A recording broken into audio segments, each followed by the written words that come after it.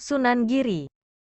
Sunan Giri yang memiliki nama asli Muhammad Ainul Yakin, merupakan salah seorang wali Songo dan pendiri Kerajaan Giri Kedaton, yang berlokasi di daerah Gresik, Jawa Timur.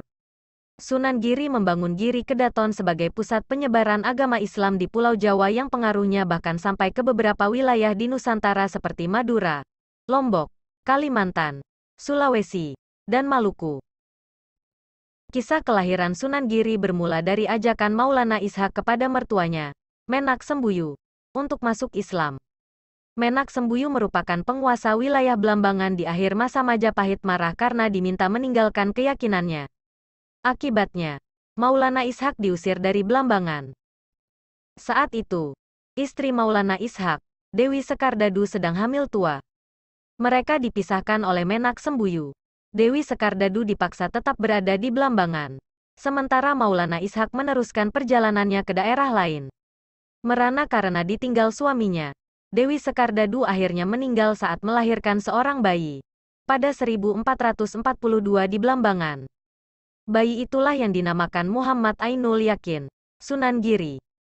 Muhammad Ainul Yakin mendirikan pondok pesantren usai menuntut ilmu di pesantren Ampel Denta, di bawah bimbingan Sunan Ampel.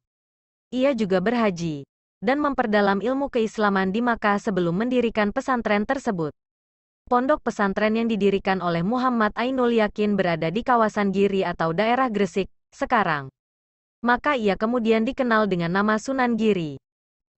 Seperti halnya para wali Songo lainnya, Sunan Giri juga berupaya merangkul tradisi lokal dan memadukannya dengan dakwah Islam, seperti selamatan, acara di keramaian, dan upacara-upacara lainnya. Taktik dakwah seperti ini cukup efektif dalam menarik hati warga yang kemudian bersedia memeluk agama Islam. Dalam dakwahnya, Sunan Giri menggunakan pendekatan kultural, seperti menciptakan beberapa tembang dan permainan untuk anak-anak. Salah satu yang cukup dikenal adalah Cubla-Cubla Suweng.